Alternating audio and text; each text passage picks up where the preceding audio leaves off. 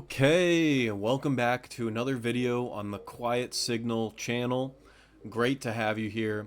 Thanks for clicking, thanks for watching, I really appreciate it. If you're new, please subscribe, like, comment, share. The big thing right now is feedback. It's huge, massive, the biggest. It's the greatest gift you can give me. So drop all the things that you think are wrong with this video down in the comments. Let's jump right in. So today we're talking about Bitcoin. I've officially crossed the line from curious observer to full-blown Bitcoin evangelist, a member of the Bitcoin cult, if you will. I started learning about Bitcoin back in 2014, sometime whenever it was around, $3,000. But what I messed up was I fumbled my first holdings and lost them on an old laptop. So it's kind of a classic FOMO story. And now, fast forward today, I'm just firmly believe that it's irresponsible to not own at least a little bit. I'm at the point where I'm telling my family and friends that they should strongly consider purchasing. So that's kind of my goal, is to get people to make the first purchase. I'm at the point now where around 3 to 5% of your monthly income I want to put towards it. Like just a small little, just the smallest little bit. Kind of the boomers always say, skip your avocado toast to save. I'm skipping my avocado toast to buy Bitcoin and to HODL. That way you're able to buy in. So I just say buying a little bit is kind of the place to be. The way to think about it is to consider it as an inheritance to your grandchildren. So to get into my case for Bitcoin, breaking it down, pretty simple. The biggest thing, or at least the starting point, is that fiat currency always dies. History is littered with examples of this. So Roman emperors debasing silver coins, to the Weimar inflation that everyone's heard of, the hyperinflation, wheelbarrows full of money just to buy a loaf of bread. Zimbabwe is another example. But if you look down, if you really get down to it, every fiat currency eventually goes to zero. My next point here is the world is going digital. 76% of adults globally now use mobile or digital wallets in some capacity. Central banks are racing to issue CBDCs. 90% are exploring them. Fintech platforms are. My next point is that Bitcoin has reached its clear Schelling point.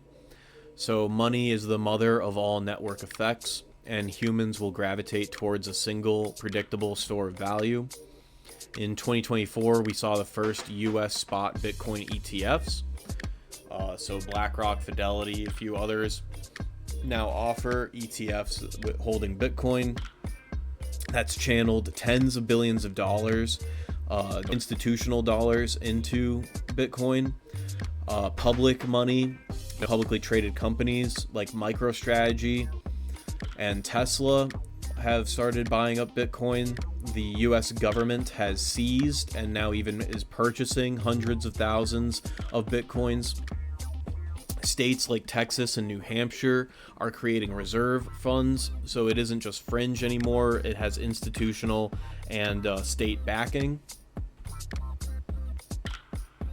If I look at some counterpoints and the nuanced perspectives, there's kind of a big worry. The MySpace Effect is kind of what I've been calling this, where what if some flashier cryptocurrency replaces Bitcoin?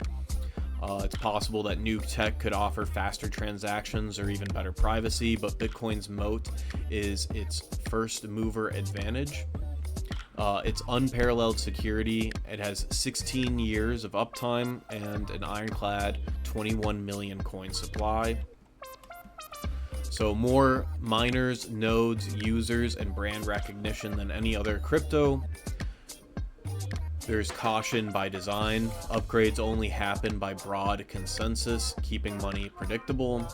It has institutional trust now. Wall Street didn't first ask for a Dogecoin ETF, they asked for Bitcoin, and governments are purchasing Bitcoin, not altcoins.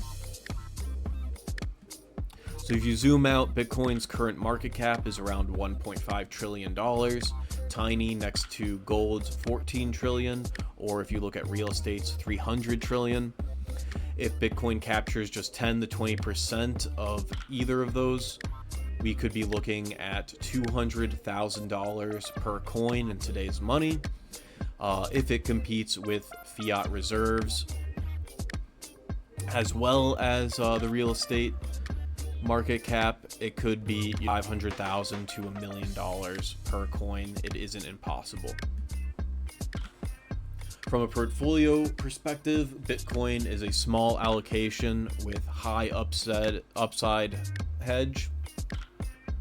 A 5% allocation could see 10x gains over time, while even 70% drawdown and bear market still leaves you in the game, unlike fiat, which will only go down. So that's my argument. Bitcoin combines centuries of monetary lessons with cutting-edge digital tech. It's scarce, decentralized, censorship-resistant, and backed by a growing global movement, retail institutions, and even governments. It could very well be the world's next reserve currency. So I'm no insider trader, I'm just a guy who once fumbled my first coins and now feels compelled to share. There's zero reason not to dip your toes in with a small, consistent purchase. If you found this video helpful, drop a like, subscribe if you haven't, and let me know in the comments when you make that first Bitcoin purchase. You can also reach out to me. And I have, the normal Bitcoin shill referral links for getting a bonus on an exchange if you purchase that way, so that it's guaranteed to make you money if you just do the minimum for whatever a referral is. Thanks for watching The Quiet Signal, and I will catch you in the next one.